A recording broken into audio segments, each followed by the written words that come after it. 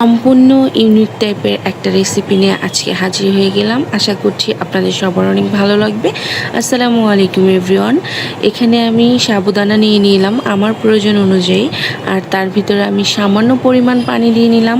আর এই পানিটা কিন্তু আপনাদেরকে বুঝে অ্যাড করতে হবে, খুব বেশি অ্যাড করা যাবে না, কারণ এই সাবুদানাটা ভিজিয়ে রাখতে হবে অনেকক্ষণ। এই যে আমি কিছুক্ষণ ভিজিয়ে রেখেছিলাম, প্রায় 10-15 মিনিটের মতো। আর এখন এটাকে আমি হাত দিয়ে মধ্যে একটা সফট ডো তৈরি করে নিব।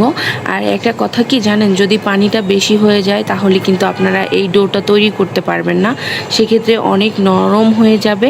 এজন্য পানিটা দেওয়ার সময় সাবধানতা অবলম্বন করতে হবে মাস্ট, আর বুঝে দিতে হবে পরিমাণটা।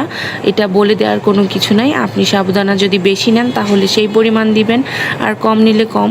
এই যে আমি হাত দিয়ে খুব ভালো করে মধ্যে একটা ডো তৈরি করে নিয়ে এখান থেকে গোল গোল লাড্ডু শেপ দিয়ে নিব।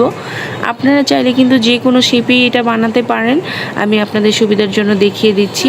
এটা যখন পারফেক্টলি মোথা হবে তখন কিন্তু খুব সুন্দর লাড্ডু শেপ দেওয়া যাবে। আর যদি পানি বেশি হয়ে যায় তাহলে কিন্তু আর এই শেপটা আসবে না।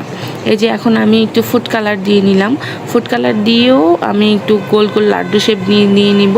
আর একটা কথা কি, আপনারা চাইলে কিন্তু ফুড কালারটা স্কিপ করতে পারেন, শুধু সাদাও বানাতে পারেন। আর আমি যে গোল শেপ দিয়েছি, আপনাদের গোল শেপই দিতে হবে এরকম কোনো কথা নেই, আপনাদের প্রয়োজন অনুযায়ী পছন্দ অনুযায়ী যে কোনো শেপ দিয়ে নিতে পারবেন।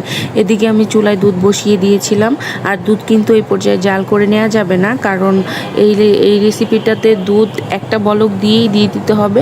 সাবুদানাটা যেহেতু সিদ্ধ হওয়ার একটা ব্যাপার থাকে এখানে, এজন্য আপনি দুধটা যদি অনেক বেশি ঘন করে দেন সেক্ষেত্রে কিন্তু অনেক বেশি ঘন হয়ে গেলে সাবুদানাটা সিদ্ধ হতে চাইবে না। এজন্য আপনার সাবুদানাটাও সিদ্ধ হবে, দুধটাও জাল হবে, এরকমভাবে দুধ একটা বলক দিয়ে মাত্র দিয়ে দিতে হবে। এখন কিন্তু দেখতে পাচ্ছেন আমি সাবুদানাগুলার যে লাড্ডু বানিয়েছিলাম সেগুলো দিয়ে দিয়েছি। আর এই পর্যায়ে কিন্তু দিয়েই নাড়া যাবে না, আপনারা একটা বলক তুলে নেবেন একটু জাল বাড়িয়ে দিয়ে।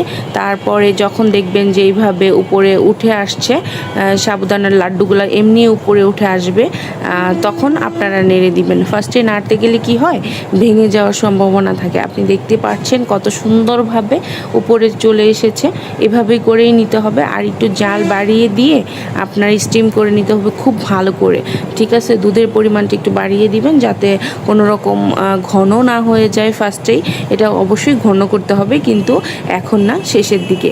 আমার কিন্তু বলতে বলতে পায়েসটা রান্না করা হয়ে গিয়েছে, দেখতে পাচ্ছেন কতটা সুন্দর হয়েছে, আর দুধটাও কিন্তু অনেক ঘন হয়ে গিয়েছে। এখন আমি একটু আপনাদেরকে পরিবেশন করে দেখিয়ে দিচ্ছি এটা কতটা সুন্দর হয়েছে। আর যখন এগুলা